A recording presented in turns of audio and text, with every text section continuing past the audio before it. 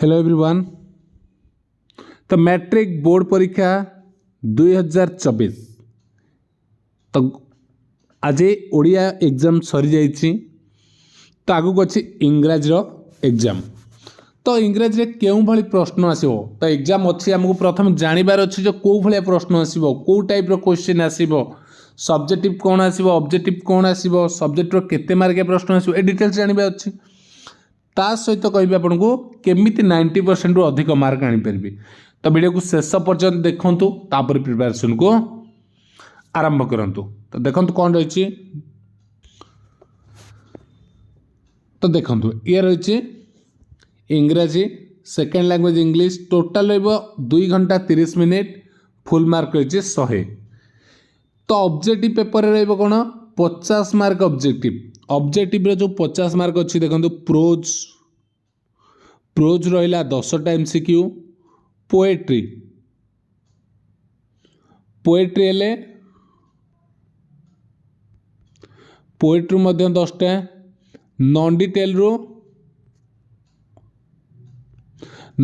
रु 10 आउ ग्रामर रहिबो 20टी।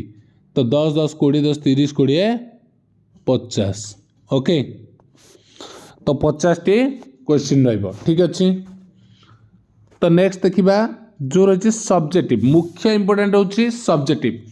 तो ये जानी पारे जे ग्रामर रोची 20टी बाकी रहा प्रोज 10 पोएट्री 10 नॉन डिटेल 10।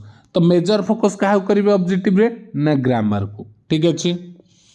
सेमती सब्जेक्टिव पेपर रे 5 question from set from 10 mark okay. प्रथम जो रही 2 नंबर एथिरे अल्टरडी क्वेश्चन आसो लंग क्वेश्चन प्रोज रू आसो 2टा गोटे कर 5 मार्क। तो प्रोज रे 5टा विषय अच्छे गोटे आस 2टा क्वेश्चन आस 2टा विषय कौ 2टा विषय रू आसो। तो चैनल को फॉलो करंतु। तो जोटा कि से विषय क्वेश्चन मु शेयर करदेवी टेलीग्राम रे आउ टेलीग्राम रो लिंक मध्य डिस्क्रिप्शन बॉक्स रे अछि जल्दी जल्दी जॉइन कर जातु। तो 5टा विषय पढ़ा पड़ो ना। तो कौ 2टा विषय मु 2 दिन में पढ़ी आउ लंग क्वेश्चन मु पाइबी। तो ताकू मध्य आमे एडी शेयर करबा ठीक अछि। सेमिति प्रोज रो मध्य 5टा विषय अछि 2टा क्वेश्चन लंग क्वेश्चन पड़िबो।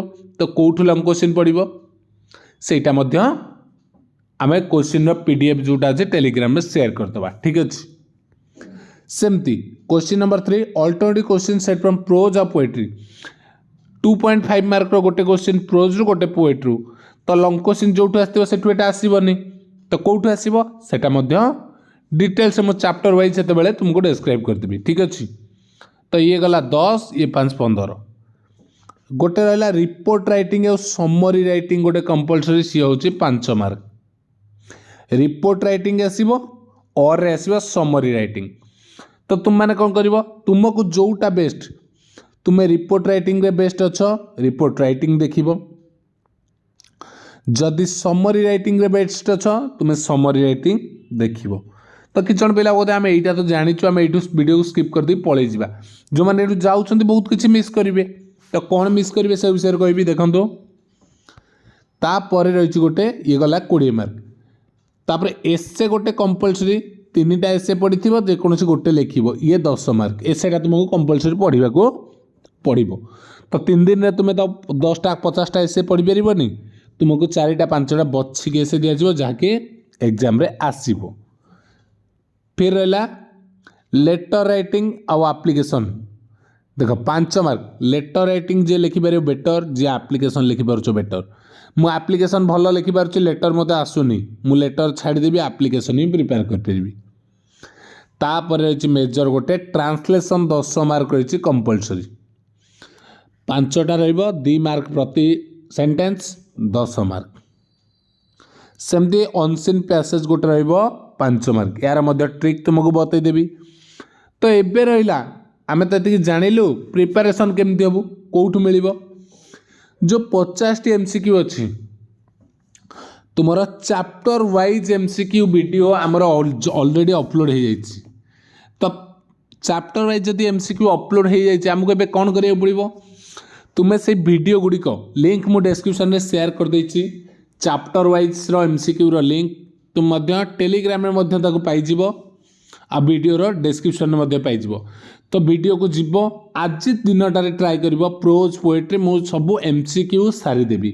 तो वीडियो गुड़ी को 10 ରୁ 15 मिनट अच्छी प्रति वीडियो ताकू कौन कर स्पीड मोड करके देखिपर बा से स्पीड में देखिपर।